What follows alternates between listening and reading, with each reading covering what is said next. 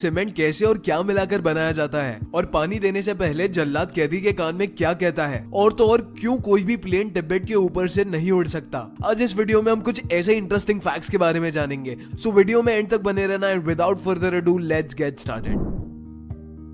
क्या आप जानते हैं प्लेन को लैंड कराते वक्त उसकी लाइट को डिम यानी कम कर दिया जाता है। अब आप सोच रहे होंगे कि भला ऐसा क्यों किया जाता है। अगर आप ध्यान से सोचोगे तो आपको इसके पीछे का लॉजिक समझ आ जाएगा। जब भी आप धूप में से अंधेरे कमरे में जाते हो तो आपको कुछ भी दिखाई नहीं देता, राइट? या फिर सडनली हमारे घर की लाइट चली जाए तो कुछ सेकंड्स तक हमें कुछ नहीं दिखाई देता, राइट? और तो और कुछ सेकंड्स तक उस अंधेरे में रहने के बाद ही हमारी आंखें उस कम लाइट में एडजस्ट कर पाती है। इसी तरह से जब भी आप किसी प्लेन को लैंड कराते हो, कोई भी एक्सीडेंट वाली सिचुएशन से डील करने के लिए लाइट को पहले ही डिम कर दिया जाता है ताकि पैसेंजर की आंखें उस लाइट में एडजस्ट कर सके और इमरजेंसी गेट को देख सके। आई एम श्योर आपने बनाना कभी ना कभी जरूर खाया होगा, राइट? लेकिन क्या आपने सोचा है कि बनाना के अंदर बीज क्यों नहीं होते, और अगर बीज नहीं होते तो इसका प्रोडक्शन कैसे किया जाता है? सबसे पहले तो मैं आपको ये बता दूं कि केले के पौधे में कोई लड़की नहीं होती, इसीलिए उसे पेड़ नहीं बल्कि पौधा कहते हैं। और केले के पौधे के नीचे ही इसके बीज निकलते हैं। एक पौधे के नीचे लगभग 5 से 6 बीज होते हैं, जिसे फार्मर्स वापस से जमीन में बोकर उसकी खेती करते हैं। जब कोई रोता है तो उसके आंसू देखकर हमें पता चल जाता है कि वो रो रहा है, राइट? लेकिन क्या आपको पता है छोटे बच्चे जब रोते हैं तो उनके आंसू नहीं निकलते। ऐसा इसलिए होता है क्योंकि न्यूबॉर्न बेबीज के टीयर डक्ट्स बंद होते हैं, जिस वजह से उनके आंसू बाहर नहीं निकलते। बच्चे के जन्म के बाद 1 से 3 महीने के अंदर अंदर टीयर डक्ट पूरी तरह से खुल जाते हैं और बच्चे के आंसू भी निकलने लगते हैं। आपने मूवीज में बहुत सी फांसी देने वाली सीन्स देखी होंगी, राइट? और आपने ये भी देखा होगा कि जल्लाद कैदी को फांसी देने से पहले उसके कान में कुछ कहता है। क्या आप जानना चाहते हो कि आखिर वो कान में क्या कहता है? दरअसल जल्लाद कैदी के कान में कहता है, मुझे माफ कर दो। इसके अलावा जल्लाद कैदी को आखिरी अलविदा जैसे कि राम राम और सलाम भी करता है। अगर आप लॉजिकली सोचोगे तो आपको रियलाइज होगा कि जल्लाद अपने हाथों से उसकी जान लेने की वजह से उससे माफी मांगता है, क्योंकि ऐसा करना उसका काम नहीं होता। हम किसी भी दूरी को नापने के लिए स्केल और इंच टेप का इस्तेमाल करते हैं, राइट? लेकिन क्या आपके दिमाग में कभी ये सवाल नहीं आया कि आखिर बड़ी बड़ी दूरी जैसे चांद की दूरी और सूरज की दूरी हम कैसे नापते होंगे? इतना बड़ा स्केल और रूलर तो अब तक नहीं बना जो इतने लंबे डिस्टेंस को कवर कर सके। दरअसल जब भी अर्थ के किसी स्टार, प्लैनेट या सूरज और चांद की दूरी नापनी होती है तो लाइट और रेडार सिग्नल्स का इस्तेमाल किया जाता है। जैसे अर्थ से वीनस पर रेडार सिग्नल या लाइट भेजी जाती है और इन सिग्नल्स और लाइट के वापस आने के वक्त के हिसाब से उसकी दूरी को नापा जाता है। और यही वजह है कि इस तरह की दूरियों को लाइट ईयर्स में शो किया जाता है। क्या आपको पता है हेडफोन्स को लगातार पहनने से बहुत से नुकसान होते हैं, जैसे सुनने की शक्ति में कमी आना, कान में से कॉन्स्टेंटली पानी का बहना, एटसेट्रा एटसेट्रा। लेकिन क्या आप जानते हैं कि आप जितना ज्यादा देर तक हेडफोन्स को लगा के रखते हैं, आपके कान में बैक्टीरिया उतना ही ज्यादा बढ़ता रहता है। जी हाँ, स्टडीज के मुताबिक 1 घंटे तक लगातार हेडफोन इस्तेमाल करने से आपके कान के अंदर 700 गुना ज्यादा बैक्टीरिया बढ़ जाता है। YouTube पर सबसे ज्यादा व्यूज, लाइक्स और कमेंट्स की रेस चलती रहती है। लेकिन क्या आपको पता है YouTube पर सबसे ज्यादा व्यूज पाने वाला गाना लुइस फॉन्सी का डेस्पेसिटो है? लेकिन क्या अब आपको उस इंडियन गाने के नाम के बारे में पता है जिसपे YouTube पे अराउंड 1.5 बिलियन से भी ज्यादा व्यूज है? आपने भी वो गाना बहुत बार सुना होगा। उस गाने का नाम है लौंग लाची, जो कि एक पंजाबी गाना है और इसे मन्नत नूर नाम के एक सिंगर ने गाया है। इस गाने को दुनिया भर में बहुत ज्यादा पसंद किया जाता है। क्या आप जानते हैं कि सीमेंट आखिर किस चीज से बनता है? दरअसल सीमेंट कैल्शियम, सिलिकॉन, आयरन और एल्यूमिनियम के मिक्सचर से बना हुआ एक केमिकल पाउडर होता है। अगर सीमेंट बनाने की प्रोसेस की बात करें तो सीमेंट बनाने के लिए फैक्ट्रीज में इन सभी कच्चे एलिमेंट्स को गर्म करके पाउडर की फॉर्म में बेचा जाता है, क्योंकि इसके अंदर पानी मिलाते ही ये एकदम कठोर बन जाता है। इसीलिए सिर्फ इस्तेमाल करने के दौरान ही इसमें पानी मिलाया जाता है।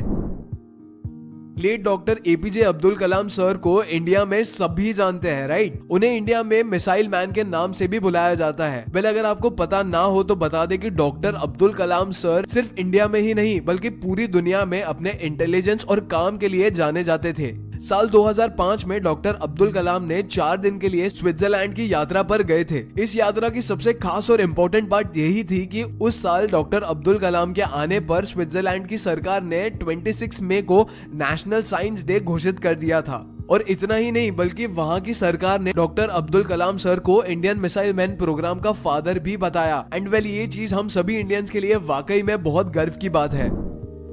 क्या आपको भी लगता है कि अवोकाडो एक सब्जी है? अगर हाँ तो आप गलत हो। दरअसल अवोकाडो को फ्रूट्स की कैटेगरी में शामिल किया जाता है क्योंकि अवोकाडो में सिर्फ एक ही बीज होता है जिसे सिंगल सीडेड बेरीज में शामिल किया गया है। तो अब से अवोकाडो को सब्जी नहीं बल्कि फल समझ के खाइए।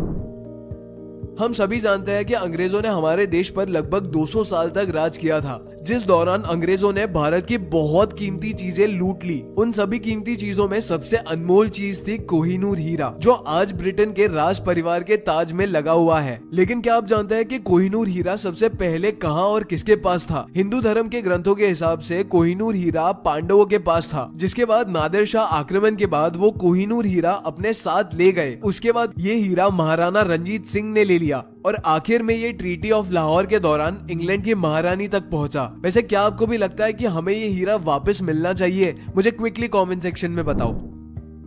हमारे बॉडी में अगर कहीं भी कोई चोट लगती है तो वो इलाज करवाने से ठीक हो जाती है, लेकिन क्या आपको बॉडी के उस पार्ट का नाम पता है जो खुद को कभी हील नहीं कर पाता? इंसान के दांत कभी भी खुद को हील नहीं कर पाते। अगर एक बार दांत टूट गया तो वो दोबारा नहीं निकलता।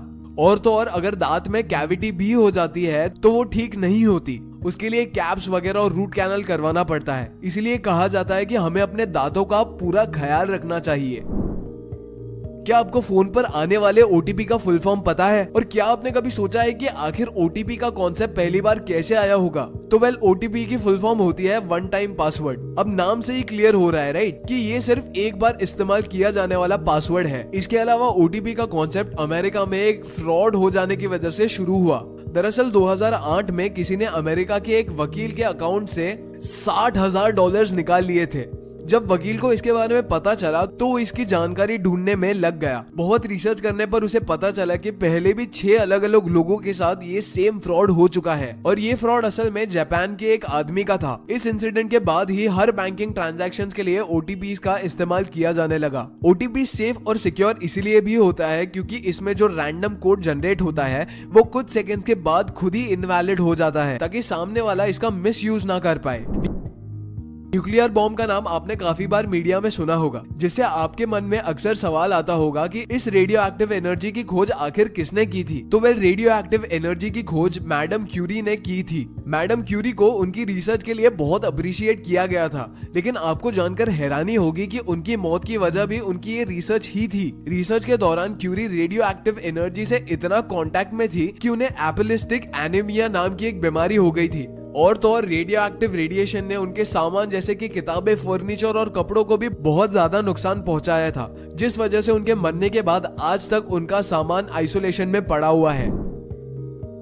क्या आपको पता है कि तिब्बत के ऊपर से कोई भी प्लेन क्यों नहीं उड़ पाता? तो वेल तिब्बत को ऑफिशियली चाइना का हिस्सा माना जाता है, लेकिन ये एक अनोनिमस रीजन है जो इंडिया के साथ भी बॉर्डर को शेयर करता है। तिब्बत एक पत्थर है यानी कि प्लेटो, जो कि दुनिया में सबसे ऊंचाई वाली जगह है, जिसे रूफ ऑफ द वर्ल्ड भी कहा जाता है। तिब्बत में बहुत से बड़े बड़े माउंटेन्स जैसे कि एवरेस्ट और कांचनजंगा मौजूद है। वहीं दूसरी तरफ किसी भी कमर्शियल फ्लाइट को ऊंचा उड़ने के लिए लगभग 3000 से 3500 फीट की ऊंचाई चाहिए होती है और तिब्बत में ऑलरेडी 8000 मीटर से भी ऊंचे पहाड़ है जो प्लेन के रास्ते में दीवार की तरह खड़े होते हैं। और यही वजह है कि पैसेंजर्स की सेफ्टी के लिए कोई भी प्लेन तिब्बत के ऊपर से नहीं उड़ाया जाता। सो हाँ जी guys, that was it for today's video. ऐसे इंटरेस्टिंग फैक्ट्स जानने के लिए आपके स्क्रीन पे जो वीडियो पॉप कर रहा है उस पर क्लिक करो। मैं मिलता हूँ आपसे अगले वीडियो में। Until next time.